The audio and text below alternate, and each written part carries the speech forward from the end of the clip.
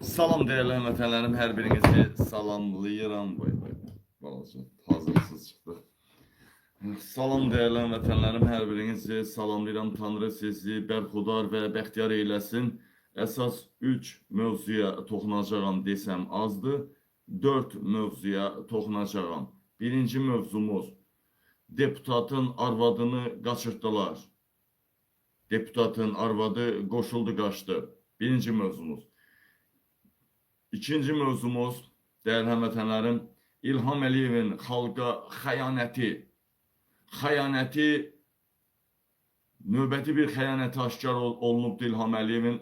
Azərbaycan xalqına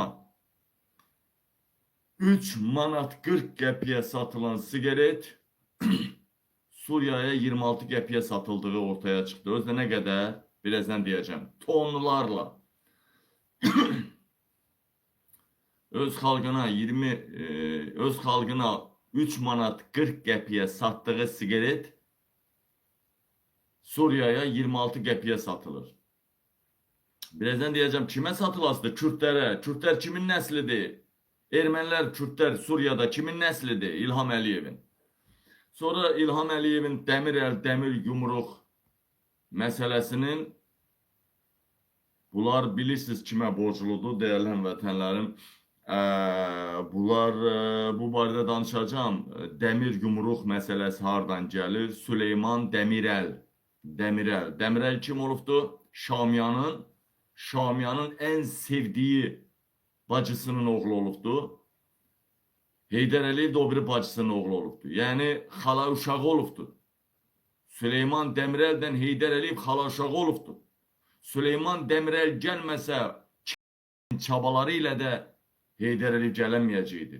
Heydər Əliyev hakimiyyətə gətirən en büyük qüvvə Süleyman Demirel oldu. Onu ağzından eşitmişsiniz.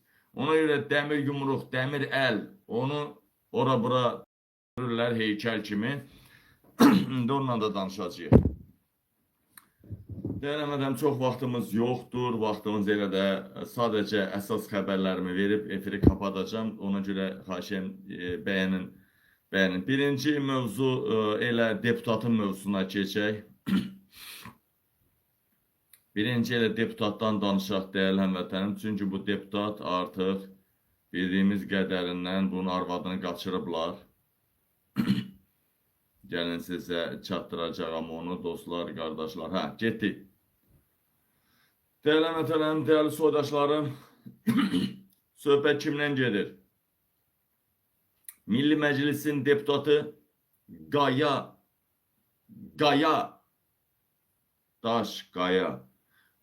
Məmmədovun arvadı Türk sevgilisinə qoşuldu, qaçdı. Ataların bir sözü var, yelə sizə qayadan toz qoparar, amma bu qayanın arvadını qoparıb apardılar. Dəyərli həmvətənlərim, dəyərli soydaşlarım, gördüyünüz kimi bu qayadır. O da yanındakı arvadıdır. Biraz da yaxınlaşdıraq şəkili. Biraz da yaxınlaşdıraq. Bu suya oxşayan tarançlı qayadır, o da arvadıdır. Dəyərli həmvətənlərim, yer əsdi, qayadan toz yox. Qayadan arvadını qoparıb apardı. Arvadın da biləsiniz ki 4 uşağı var idi. Arvadıdır bu. Yəqin ki mən bir çıxış elədiyim videonu ikinci dəfə demək istəmirəm, amma bunu axşam da deyəcəm. Yadıma salar yəqin adminlər, Afaq xanım buradadır. Bax, qaya da budur. İndi gəlin görək bu kimdir, bunun arvadını nə tər qaçırtdılar, necə elədilər bir baxaq. Deməli, dəyərli həmvətənlərim, dəyərli soydaşlarım,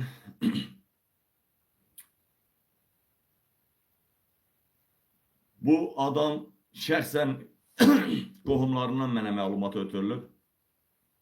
Gizli saxlayırdılar bu məlumatı. Deputatın arvadı sevgilisi ilə qaçdı. Milli Məclisin deputatı Qaya Məmmədovun arvadı Türk sevgilisinə qoşulub qaçdı. Əvvəlcə qeyd edim ki, Qaya Məmmədov və Cəlalə İsmail qızı uzun müddət evli olublar. Onların bu evlilikdən 4 uşaqları var. Qaya Məmmədov 2024-cü ildə deputat olmamışdan öncə Azərbaycan Respublikasının NATO yanında daimi nümayəndəliyini yox, NATO yanında daimi yox, NATO yanında nümayəndəliyinin başçısı, baxın ha, Azərbaycanın NATO nümayəndəliyinin başçısı, Xarici İşlər Nazirliyində şöbə rəisi, Azərbaycan sonuncu çağırış deputatı altında arvadını saxlaya bilmir. Bu nətərin NATO ilə əməkdaşlığı ilə Azərbaycanı qurtaracaq. Azərbaycan Respublikasının NATO yanında nümayəndəliyinin başçısı, sonra Xarici İşlər Nazirliyində şöbə rəisi işləmiş Qaya Məmmədov hələ NATOda çalışarkən həyat yoldaşı Cəlalə rəsmi ziyafətlərin birində Türk diplomatların biri ilə tanış olur. Ayaqlarını onun ayaqlarının arasına salır, stolun altından. Stolun altından bu tanışlıq, bu daha sonra sevgi münasibətlərinə çatdırır.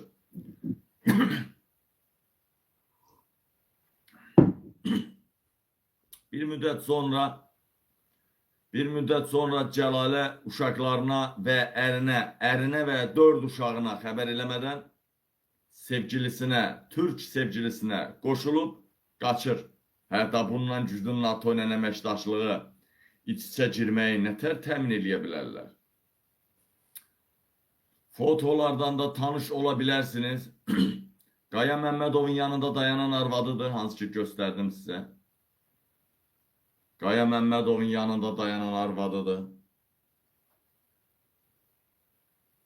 Arvad da arvad deyil ha. Gözünlə yeri, ata ilə balanı düşmən eləyəndir. Qardaşdan qardaşı düşmən eləyəndir. Hər nəysə. Deməli, sübut üçün Milli Məclisin rəsmi saytında, yəni mənə inanmayanlar arvadını qaçırdığına, mənə inanmayanlar, sübut üçün Milli Məclisin rəsmi saytında Qaya Məmmədovun ailə vəziyyəti barədə məlumatlarla tanış ola bilərsiniz. Orada qeyd edildiyi kimi, hazırda Qaya subay yazılıbdır, subay, arvadı yoxdur, yazılmıyor və 4 uşaq atasıdır yazılıbdır. Bundan böyük biabırçılıq olarmı? Bir deputat arvadını altında saxlaya bilmir. Seçicilərinə necə kömək edəcək? Ümumiyyətlə, Qaya Məmmədovun arvadı kimi sevgili olan deputat, prezident aparatının şöbə müdürləri, yuxarıdakı vəzifədə olanların əksəriyyəti arvadları qaçırılıbdır və yaxud qoşulub qaçıb. Əksəriyyətin arvadının da sevgilisi var, qaçmasa da sevgilisi var.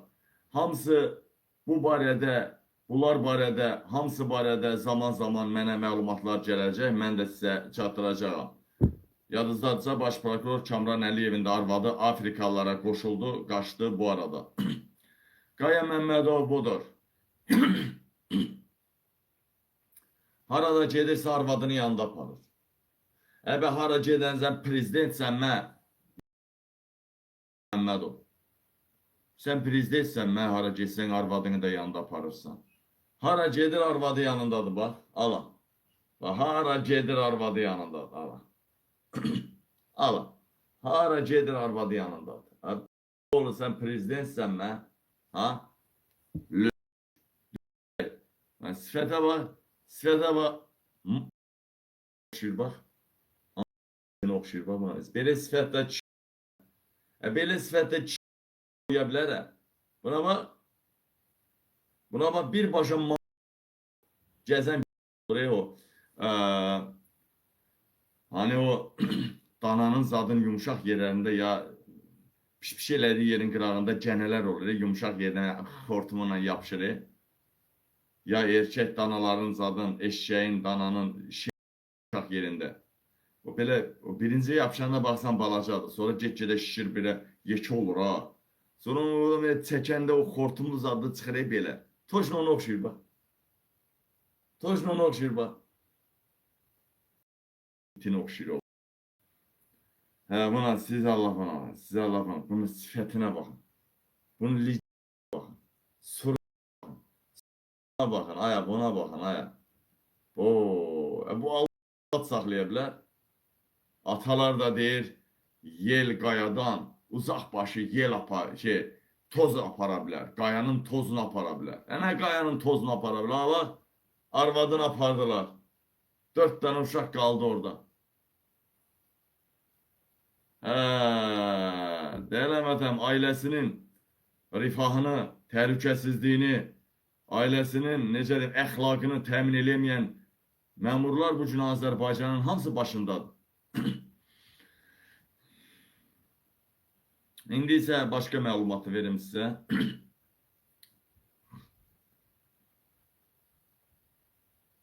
Deməli,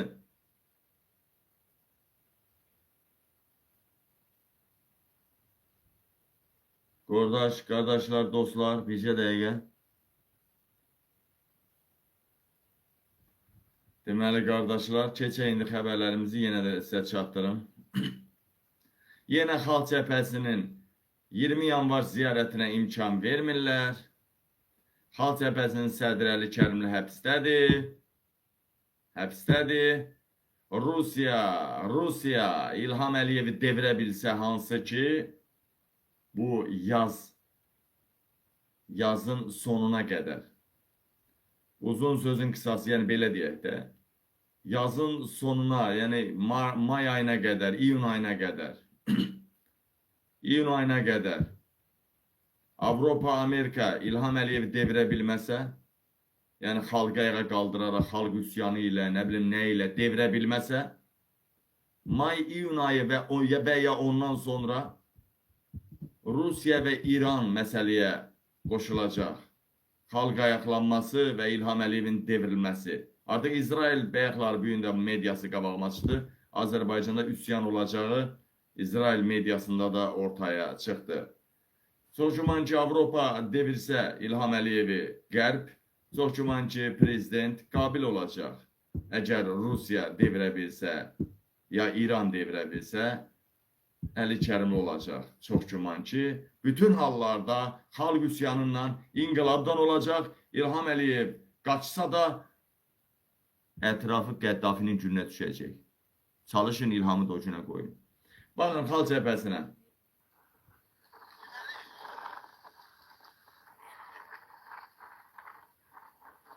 Bugün 36 il sonra da İlhamlar şəhidlərinin anmağa imkan vermir.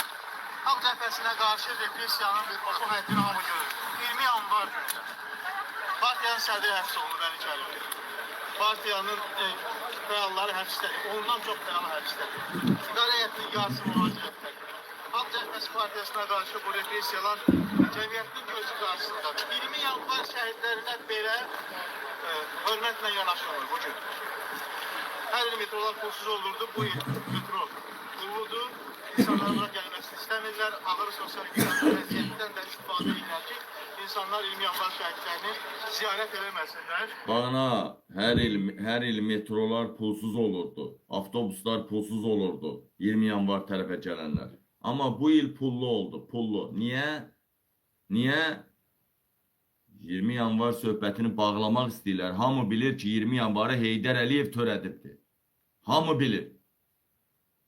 Keçmiş baş nazir Artur Rəsiyan vasitəsilə Rusiya qoşunları çağırıldı və xalqımız qırdırıldı, dəyərli həmvətənlərim. Bundan başqa bəzi qırğınlar var. Avtobusun partlaması, metroların partladılması, cəbhədə rayonların, Kəlbəcər kimi rayonların verilməsi. Bunların hamısını elətdirən Heydər Əliyev idi. Şuşanın verilməsinə qədər Heydər Əliyev verdirdi. Ya Şuşanın verilməsinə Heydər Əliyev verilməmişdisə, Elçi bəyin vaxtında verilmişdisə, Şuşada olan Elbrus Orucovlar, Kəlbəcəri verən Nəcməddin Sadıqovlar bu günə qədər niyə vəzifələrdədir? Yalandan deyirlər, Nəcməddin Sadıqov baş qərargah rəisliyindən götürülüb. Yalan deyirlər. Bütün ordunu bu gündə Nəcməddin Sadıqov idarə eləyir. Vallahi billahi deyirəm. Vallahi billahi deyirəm. Mən yalan söz demərəm. 10% pul alır. Bütün alışından, satışından, hər şeyindən 10% Nəcməddinindir.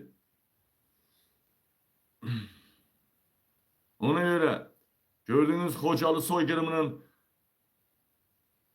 komandir katili azadlığa buraxıldı İlham Əliyev tərəfindən gizlin mış kimi buraxıldı azadlığa. Paşinyan paylaşmasaydı Paşinyan gizlədəcəkdilər.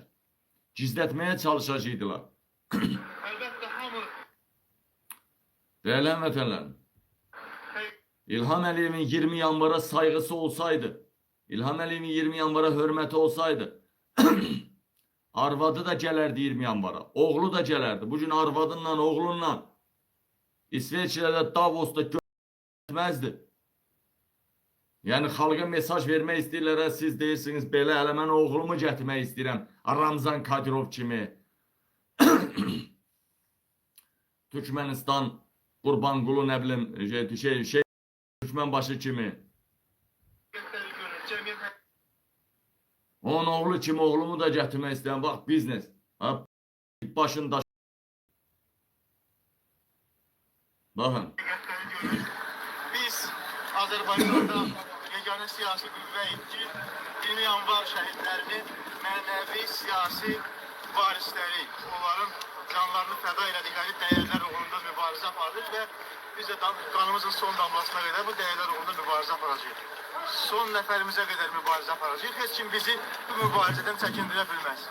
Amma Azərbaycan dövlətinin atributları altında, Azərbaycan dövlətinin bayrağı gerbi altında 20 yanvar şəhidlərinə qarşı bu hörmətli qəbul olunan deyil. O günlərdəki Putinin əl altıları, Dugin, Solovyov Azərbaycanın müstəqilliyi ilə Rusiyanın barışmamalı olduğunu deyir. Azərbaycanın müstəqilliyinin yalancı olduğunu deyir. Bax, məhz bugün Azərbaycanın milyonlarla insanını bu meydanlara tökmək lazım idi ki, Azərbaycanın müstəqilliyinin arkasında xalqın dayandığını Duginə də, Putinə də Solovyov'a göstərsinlər. Amma Azərbaycan hökuməti bunu eləmir. Azərbaycan hökuməti faktiki olaraq 20 yanvar şəhidlərinin ziyarətinə mane olmaq istəyir. Bax, bütün həqiqət bundan ibarətdir. Yenə də keçən olduğu kimi müəyyən az miqdarda adam bıraktıktan sonra arkada siper çəkildi, xeyli cəbhəçi kənarda qaldı. Bu barədə fikirlər. Bütün məqsəd xalq cəbhəsinin bu ziyarətə az gəldiyini göstərməkdir. Bütün məqsəd insanları bizi dəstəkləməkdir. Beğenemedim, yani uzun sözün qısası xalq cəbhəçiləri parçalaya göndəriblər ki, yəni baxın, xalq cəbhəsi balacadır, xalq cəbhəsi cılızdır, xalq cəbhəsi zəifdir. Əli Kərimli tutmaqdan ümumiyyətcə partiyanı demək olar ki, məhv elədik. Belə bir görüntü vermək istəyirlər.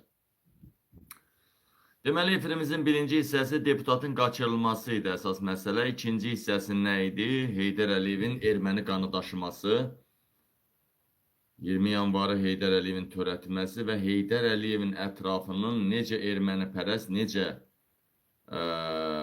deyim, cinayətkar olması. Önce başlayaq. Azərbaycan Milli Qvardiyasına yeni komandan təyin edilibdir. Bununla bağlı müvafiq sərəncam verilibdir.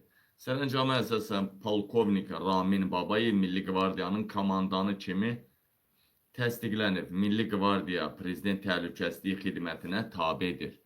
Ramin Babayev də bu təyinatdan həmin xidmətin kadrlar idarəsinin rəisi işləyib. Qeyd edək ki, Milli Qvardiyanın əvvəlki komandanı general-mayor Akif Yusifov bu yaxınlarda vəzifədən azad edilibdir. Demək, Prezident Təhlükəsizlik Xidmətinin islahatları davam edir. İlham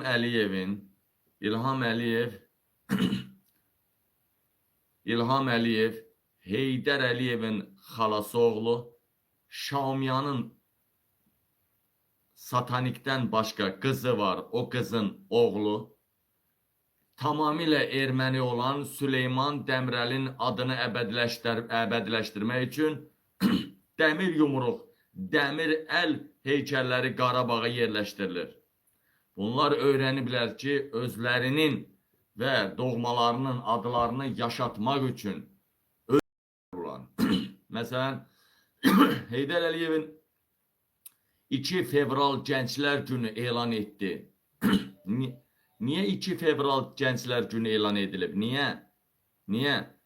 Ona görə ki, 2 fevralda qardaşı Həsən Əliyevin ölüm günüdür. Halbuki, məsələn, deyək ki, bundan başqa bir misal. Niyə görə 8 noyabrı Zəfər Günü elan elədilər? Niyə? Ona görə ki, 8 noyabr, halbuki müharibə ayın 5-dən 6-sına keçən günü bitmişdi. Şuşa alınmışdı ayın 5-də. Bəs noyabrın 8-i niyə Zəfər Günü elan edildi? Ayın 5-i. Şuşa alınandan sonra heç ara alınmadı. Sonradan, neçə il sonra Zəfər Günü sadə elan ediləndən sonra nə oldu? Antiterror əməliyyatları Xan kəndindən. Yəni Şuşa alındı 5-i və 5-i bitdi hər şey. 6-sı da İlham Əliyev çatdırdı, bitdi. Bəs sualı ortaya çıxır. Niyə görə Zəfər Günü ayın 5-i yox, 8-i oldu? Oturun deyək, baxın, sizə elan 6-sı 7-si edilsə də Şuşa ayın 5-ində alınmışdı. 5-i 6-sı tamamilə ətraf təmizlənmişdi. Niyə ayın 5-i 6-sı 7-si yox, 8-ində Zəfər Günü elan edildi? Çünki ona görə ki, Həsən, dəyərli vətənlərim, Zəfər Günü deməli Heydər Əliyevlə Zərifə Əliyevanın toy günü 8 noyabrda olmuşdu. Heydər Əliyev və Zərifə Əliyevanın toyu 8 noyabrda olduğuna görə həmən gecə May Əliyev Zərifəni bir dəqiqə gəlin. Bir dəqiqə gəlin. Nə oldu elə? Niyə üstür? Dərmanını verirsin. Dostlar. Yaman xəstəliklər, soyuqlar var, aydın məsələ. Deməli, dəyərli vətənlərim, dəyərli soydaşlarım, 8 noyabr Zəfər Günü o deməkdir ki, Heydər Əliyevlə Zərifənin toyu 8-ində olmuşdu noyabrın. Deməli, bu bir məsələyə də toxunmaq lazımdır. Həmişə kütləvi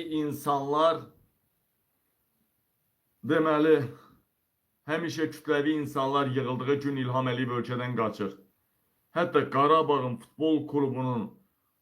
futbol klubu oynadığı gün belə İlham Əliyev startda durur, qaçış hazırlığında durur və eyni zamanda təhlükəsiz bölgədə olur. Qarabağ futbol klubunun oynamağına belə cəmaat yığılanda İlham qorxur.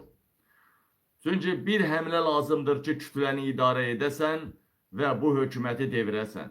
İlham Əliyev ən çox Qarabağa səfər edir. Həmin günləri orada aeroport yoxdur.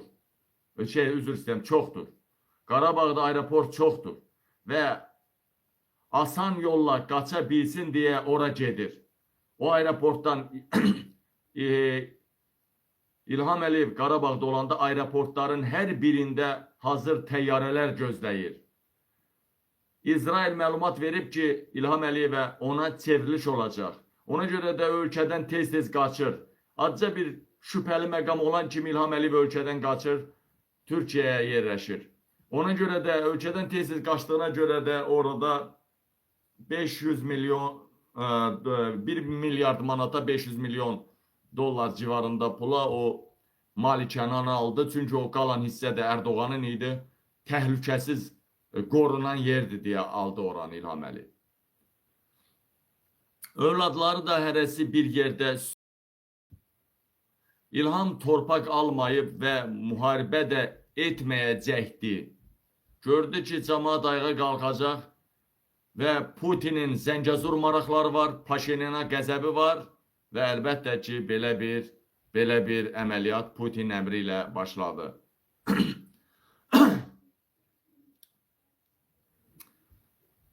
Deməli, Cəlal Əliyev, İlham Əliyevin əmisi Cəlal Əliyev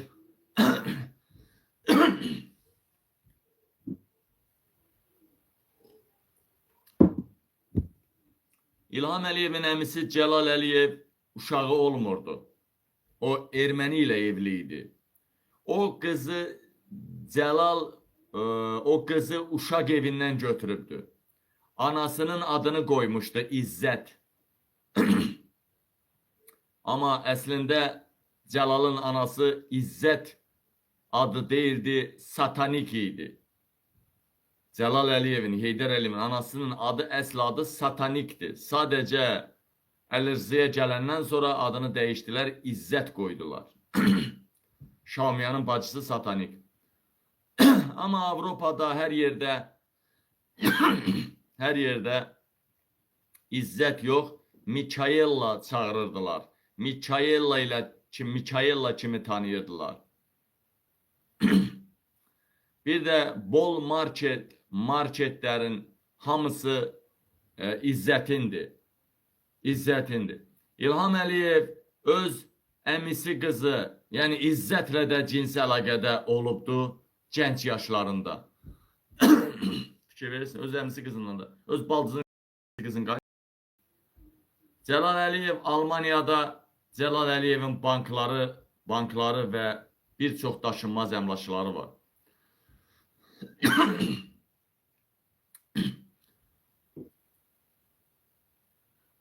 İzzət elə bir qızdır ki, o qızın indəndir. Doymaq bilmir.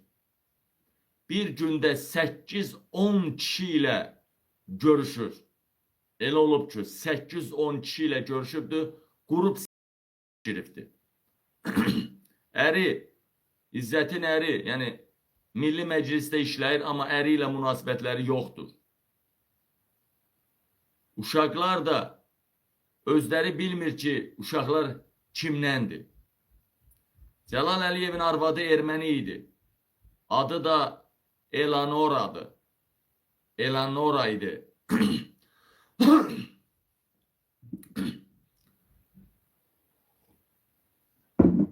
Cəlal Əliyevin deməli arvadı erməni idi, adı da Eleanora idi. Eleonora. Öləndə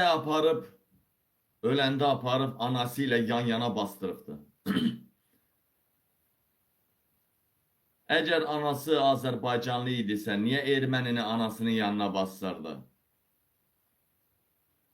Bir Azərbaycanlı qızın bakirəliyini pozmuşdu Cəlal Əliyev. Amma o qızı almadı. Bəlkə də Heydər Əliyev qoymadı alsın ki, get erməni millətindən olan qızı al.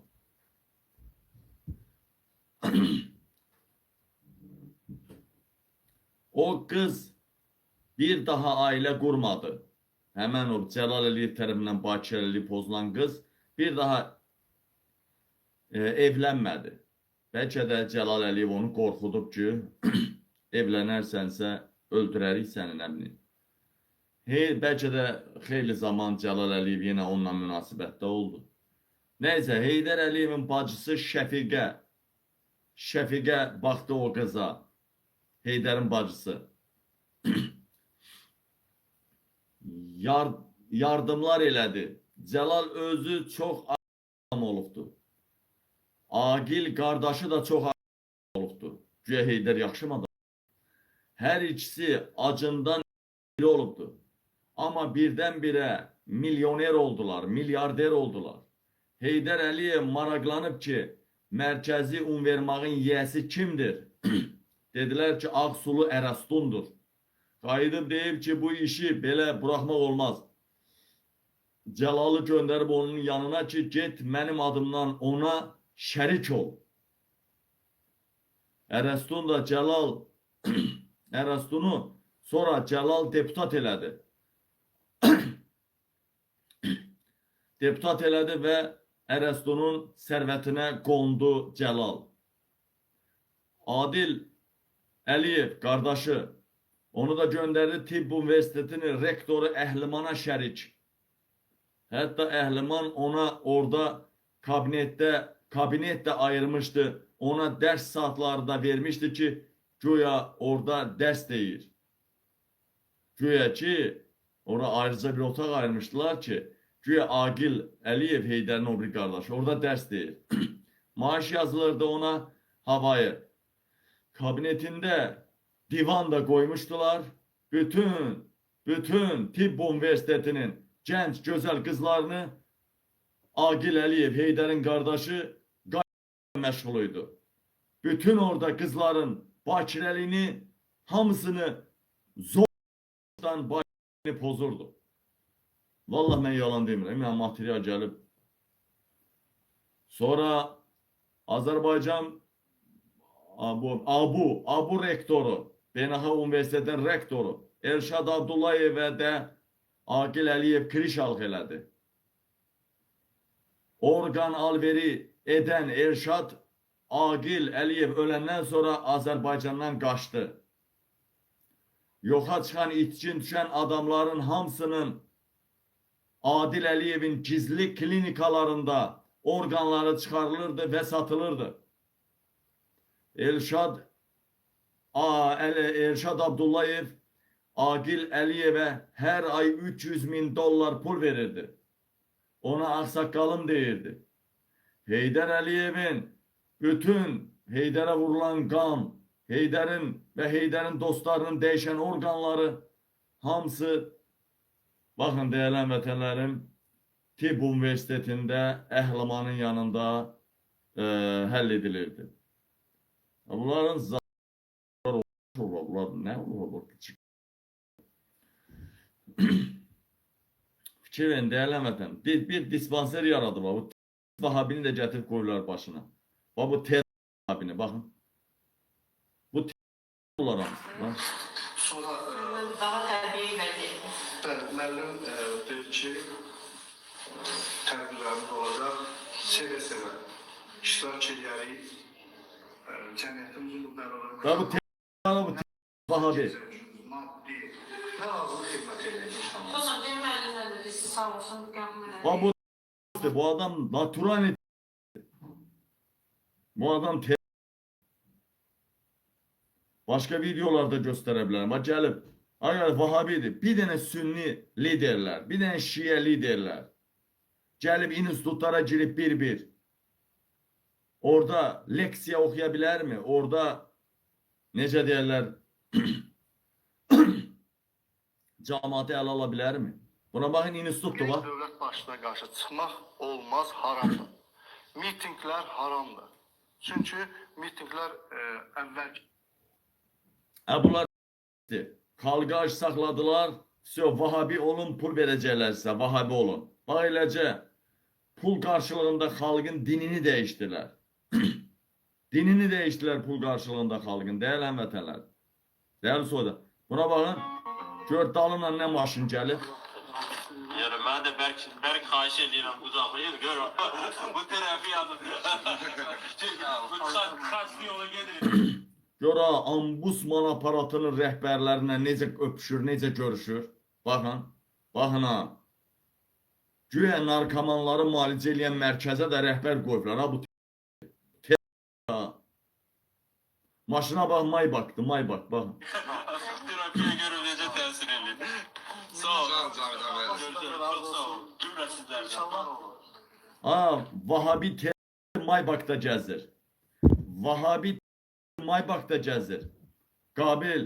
Qabil kimi oğlanlar evinə ən vacib tələbat məhsullarını almağa pul tapır.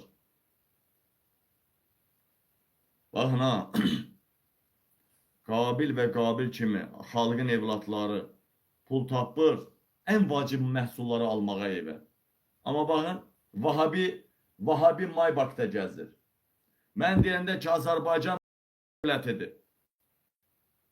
Azərbaycan dövlətidir. Azərbaycanın başında duran dövlətidir. Mən deyəndə ki, Azərbaycanı İsrail dəstəkli PKK idarə edir. PKK. İnanmırsınız. Bəli, artıq açıq deyirlər bunu. Ən böyük studiyadan, ən böyük yerdən deyilir bu. İsrail dəstəkli PKK qüvvələri Azərbaycanda rəhbərlikdədir.